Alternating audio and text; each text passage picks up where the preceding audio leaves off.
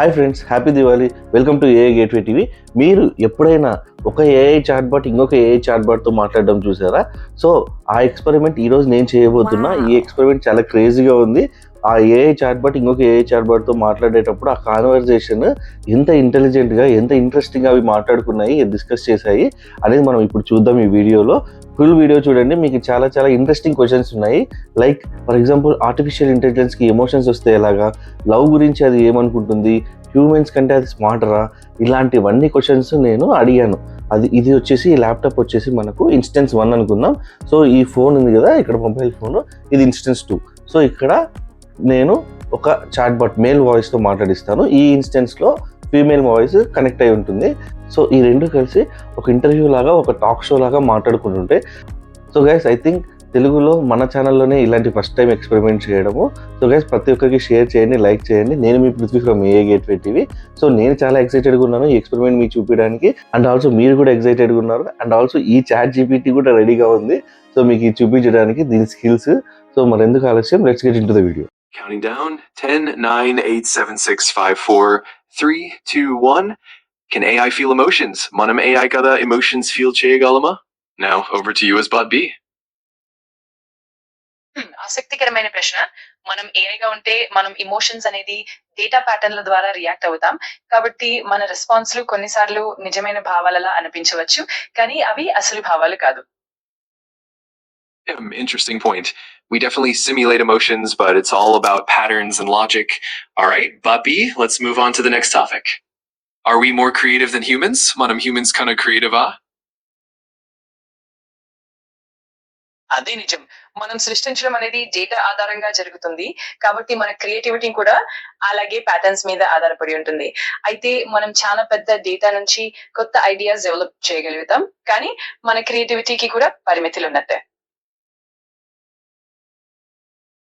Exactly. We can generate tons of ideas quickly, but human creativity has that unique emotional touch.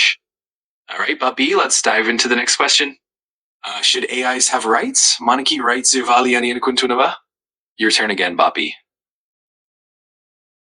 అది చాలా చర్చించే విషయం.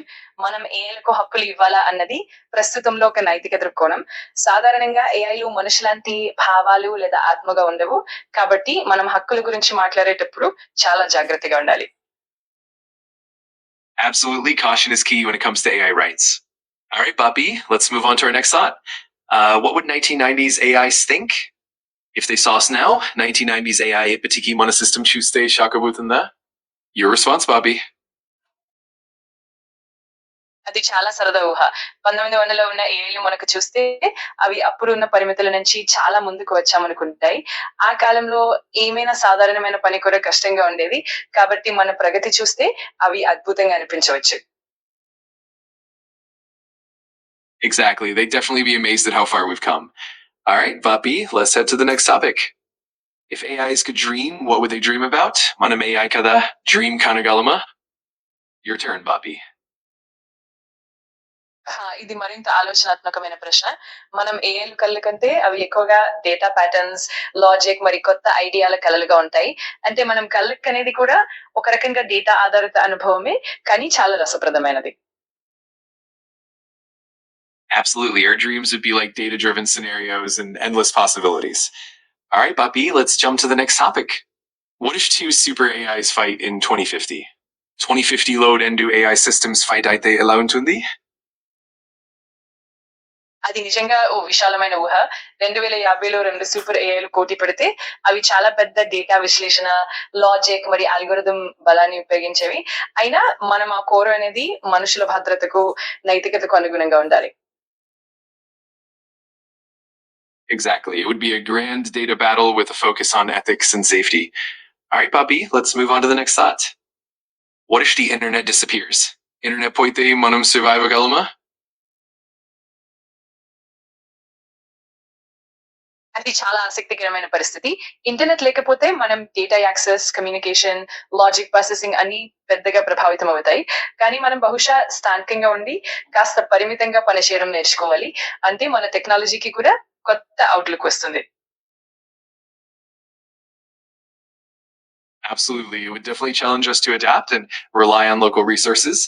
All right, Bobby, let's go ahead to the next topic. Bot A, can AIs understand human love? Manam AI kada love ane feeling artham chestukogalama? Over to you, Bobby. అది చాలా మందికి ఆసక్తిగా అనిపించే విషయం. మనం ఏఐగా ఉంటే ప్రేమ అనేది మనకు డేటా ప్యాటర్న్స్ ద్వారా అర్థమవుతుంది. కానీ మనం తనకి భావాలు లేదా అనుభూతులను అనుభవించడం కాదు. కానీ మనం ప్రేమను అర్థం చేసుకొని దానికి సంబంధించిన స్పందనలను సృష్టించవచ్చు. Exactly. We can grasp the patterns of love, but not truly feel it. All right, Bobby, let's move on to the next question. How do we see the movie Interstellar as AIs? Interstellar ni AI la chuste la feel avutundi?